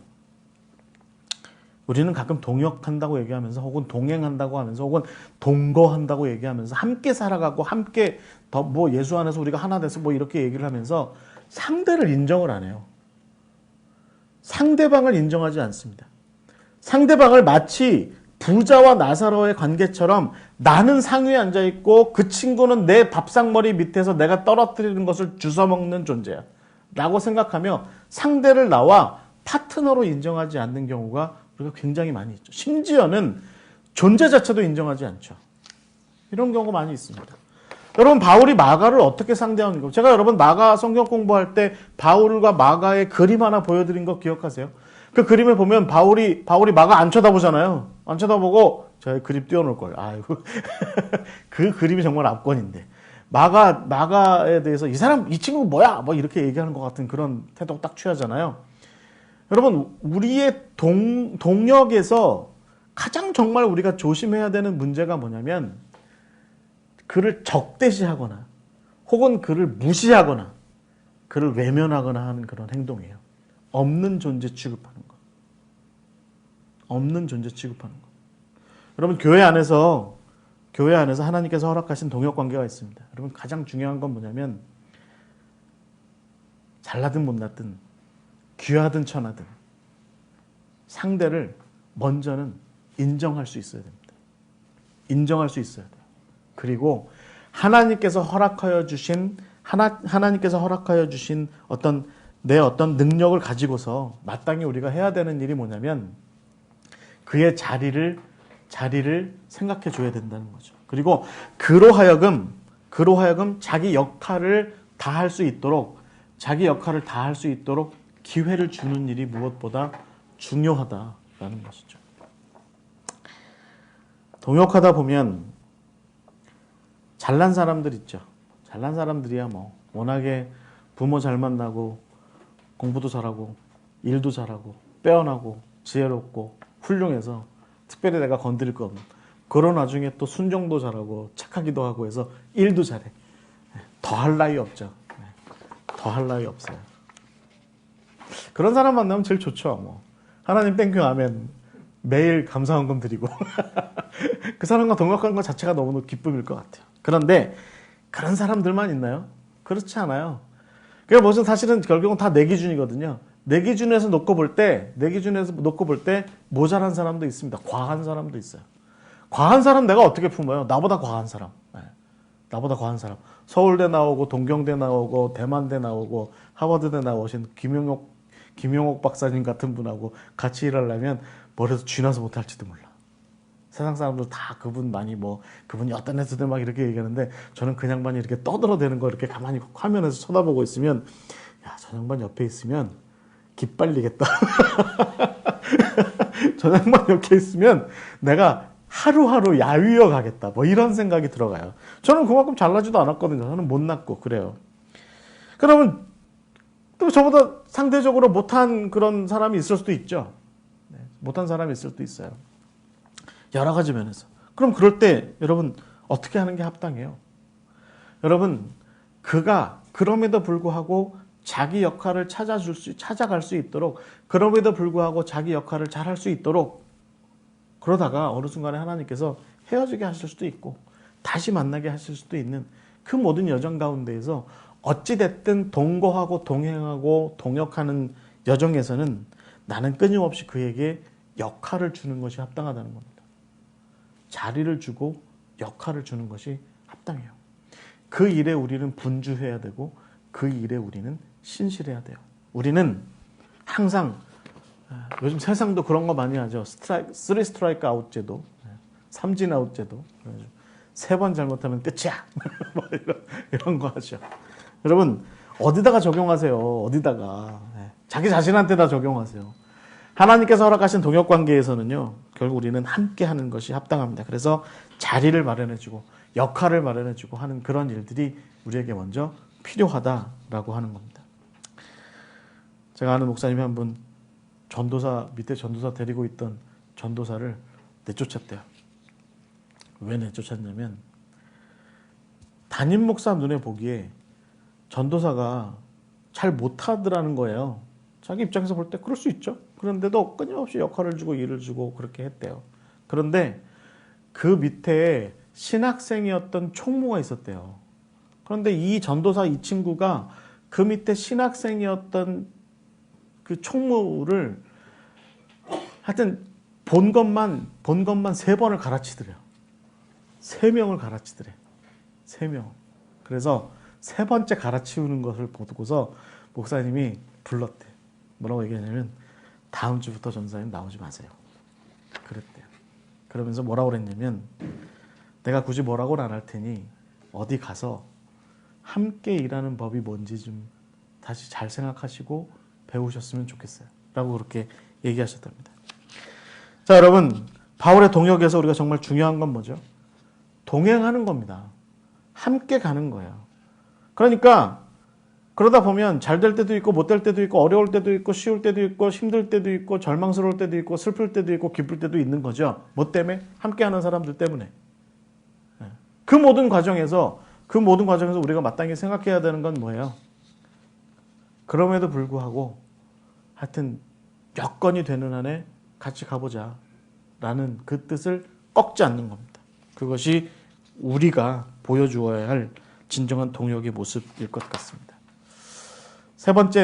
마지막 세 번째입니다. 여러분, 세 번째는 하나님과 함께하는 시간을 바울은 가졌다는 거죠. 여러분, 제가 바울의 인생에서 마지막에 마지막 인생길 그 로마로 가는 여정, 가이사라로부터 로마로 가는 여정이 한 7, 8년 정도의 세월 동안에 그가 마지막 순교하기까지 그 세월의 상당 부분, 그러니까 최소한 5년 정도 이상은 감옥에 있었다라고 그렇게 말씀을 드렸었죠. 여러분, 바울 같은 사람은요, 제가 보기에는 굉장히 주도 면밀한 사람이고 자기 주도가 강한 사람이에요. 나이 먹어서 고쳐졌을까요? 제가 보기에는 안 고쳐졌을 것 같아. 나이 먹어서도 자기 뜻대로 해야 되는 건 다 자기 뜻대로 해야 되고 자기가 원하는 건 다 이루어야 되고 문제가 있으면 다 쫓아다니고 그랬던 사람이 아마 제가 보기엔 바울이었을 것 같아요. 고린도 교회 문제 있어? 난 가만히 안 둬. 가만히 둘 수 없어. 그러니까 우리가 알고 있는 한에 고린도서가 편지가 4개였대잖아요. 우리가 지금 보는 건 2개지만 편지가 4개씩이나 있었대잖아요. 그 얘기가 무슨 얘기겠습니까? 바울은 문제가 해결될 때까지 뚫고 또 뚫고 자기가 어떻게든지 노력하고 했던 사람이 바로 바울이었다는 겁니다. 그런데 그랬던 바울이 감옥 속에 앉아 있는 거죠. 감옥 속에 앉아 있는 거예요. 자기가 마땅히 해줄 수 있는 뭐가 없는 상황이 돼버린 거죠. 기껏해 한다는 게 디모데더러 이거 좀 어떻게 해봐. 오네시모한테, 누가한테, 또 디도한테, 야, 네가 그러면 저기 좀 갔다 와. 네가 지금 뭐 에베소 좀 갔다 와. 네가 빌립보 좀 갔다 와. 네가 좀 어떻게 좀 해봐. 라고 얘기할 수밖에 없는 상황. 그러면 그 모든 상황에 결국은 바울은요, 그 자리에 앉아서 무슨 생각을 했겠어요? 뜻대로 안 된다. 내가 나갔으면, 내가 쫓아다녔으면 저 문제 다 해결했을 텐데, 내가 했으면 저거 다 해결했을 텐데, 라고 하는 건데, 지금 바울은 묶여있는 사람이 되었다는 거죠. 쇠사슬에 착고가 채워져 있는 상황이었다는 겁니다. 그래서 결국은 여러분, 그 마지막의 시간에 바울은 결국은 내가 지금 묶여있는 거다. 라는 상황, 그 현실을 인정하고, 이제 더 이상 내가 뜻대로 하는, 내가 원하는 대로는 다 될 수 없다. 라는 생각을 하고, 나의 해석자, 나의 심부름꾼으로 가는 저 친구들이 내 뜻에 자기들의 어떤 역할과 뜻을 담아서 나름대로 자기들의 방식으로 먼저 문제를 해결할 수도 있지 않을까? 라는 생각을 갖게 된 것이 바로 감옥 속에서의 바울의 모습인 것입니다. 그래서 결국은 바울은요, 기도로 나아간 사람이었던 거죠. 마지막 순간에 바울이 할 수 있었던 것은 기도밖에 없었을 것 같아요. 저는 여러분, 제가 이 바울의 동역자들을 준비하고 계속 진행하면서 바울의 서신서들을 이렇게 한 차례씩 읽어 내려가면서 늘 느꼈던 게 뭐냐면, 바울은 기도하고 썼을 것 같아요, 진짜. 그냥 막 생각나는 대로 막, 저 같은 사람이 좀 그런 사람인데. 막 생각나는 대로 짓거리고 떠들어대고. 그게 아니라 바울은 깊이 고민하고 생각하고 하는 와중에, 그렇게 해서 기도하는 와중에 그가 가서 마땅히 할 수 없으니, 그가 가서 다 해결할 수 없으니 기도하는 가운데 하나님 당신이 해주세요. 그리고 하나님께서 세우신 저의 동역자들을 통해서 당신의 뜻대로 그 일들을 좀 이루어가 주세요. 라고 그렇게 기도했던 사람이 바로 바울이었던 것이죠. 결국요, 바울은요, 이 마지막 시간에 자기의 사역이 영원하리라 생각하지 않았던 것 같아요. 내가 영원하리라 생각하지 않게 된 거죠. 그러니 내 뜻을 조금이라도 알고 있는, 나의 사명을 조금이라도 알고 있는 내 동역자들이, 내 친구들이 그들 나름대로의 뜻을 펼쳐갈 수 있으면 좋겠다 라는 생각을 갖고 있었던 사람이 바울일 것 같아요. 여러분 이런 생각들을 잘 뿜어냈던 것이 제가 보기엔 더디오와의 관계가 아니었나 싶어요. 더디오와의 관계. 그러니까 더디오가 어느 날 갑자기 나 더디오라고 이렇게 얘기했을 때 그래 너도 네 역할을 좀 한번 해봐. 그래서 한번 너의 사역지로 가봐. 그랬을 때 더디오가 이고니움에 가서 열심히 사역한 거죠. 그는 바울이 못다한 사역을 이고니움에서 했을 것 같아요. 그는 바울이 바라던 사역을 거기서 했을 뿐만 아니라 바울이 못다한 사역을 거기서 했을 것이고 또 자기만의 사역도 거기서 했을 것 같아요. 바울은 그 모든 것이 하나님의 뜻대로 그렇게 확장되고 실현되고 이루어지리라라고 하는 것을 기도 가운데 감옥 속에서 바라보았고 그렇게 마치 세례 요한이 얘기하는 것처럼 나는 쇠하여야 하고 그는 흥하여야 하리라 라고 그렇게 세례 요한이 예수님에 대해서 그렇게 얘기했던 것처럼 바울 스스로도 감옥 속에 앉아서 나는 쇠하여야 하고 저들은 이제 흥하여야 하리라 라고 그렇게 기도했던 사람이 아마 바울이 아닐까 하는 생각을 가져봅니다. 여러분 이제 좀 마치려고 합니다.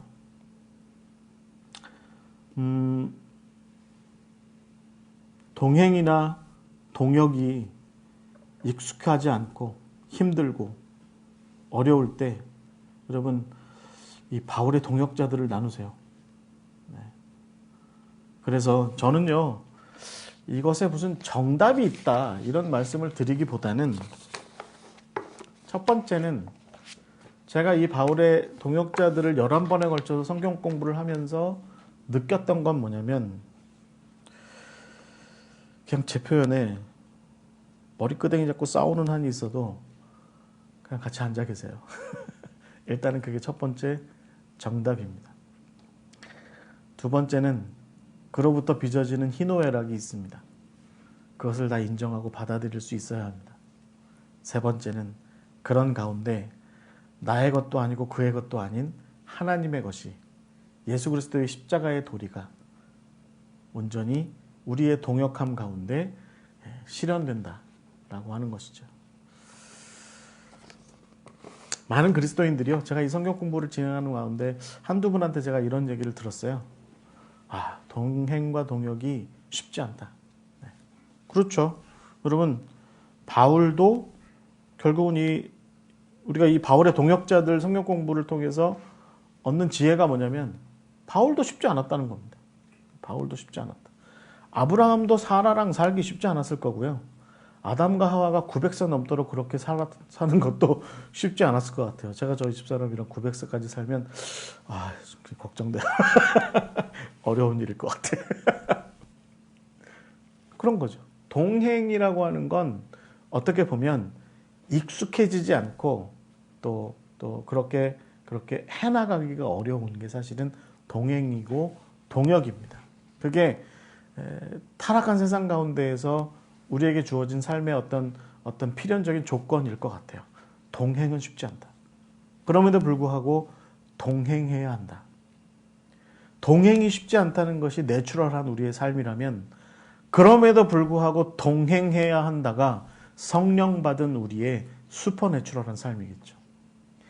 동행하는 것이 어렵다라고 하는 것이 자연스러운 우리의 모습이라면 그럼에도 불구하고 우리가 성령의 인도하심 따라서 바울처럼 동행합시다 라고 얘기하는 것이 초자연적인 하나님의 성령의 능력으로 임하시는 우리의 어떤 힘과 능력이 되지 않을까 싶습니다. 동행하는 길을 포기하지 마시고 함께 더불어 하나님께서 허락하신 안에 함께 더불어 가시는 가운데 승리하시는 여러분 되시기를 주의 이름으로 간절히 축원합니다. 기도하고 마치겠습니다. 하나님 감사합니다. 지난 시간 동안 우리가 바울의 동역자들을 함께 배우고 나눴습니다. 주님, 이 시간 통해서 우리가 동거하고 동행하고 동역하는 일이 쉬운 일은 아니다라고 하는 것을 다시 한번 분명히 알게 하시고 그것 역시도 새로운 피조물로 거듭난 우리가 마땅히 지고 가야 할 십자가의 길이다라고 하는 것을 우리가 분명히 알게 하시고 주님께서 허락하시는 한 해 우리가 동행해야 하는 이 여정 가운데에서 우리가 그 끈을 내려놓지 않게 하시고 그 가운데 신실하게 하시고 그 가운데 지혜롭게 하여 주시옵소서. 그 가운데 우리의 동역 가운데 결실을 허락하여 주시옵소서. 주님께서 우리의 동행 가운데 우리의 두 손 굳건히 붙잡아 주실 줄 믿고 예수 그리스도의 이름으로 기도하옵나이다. 아멘. 감사합니다. 마치겠습니다.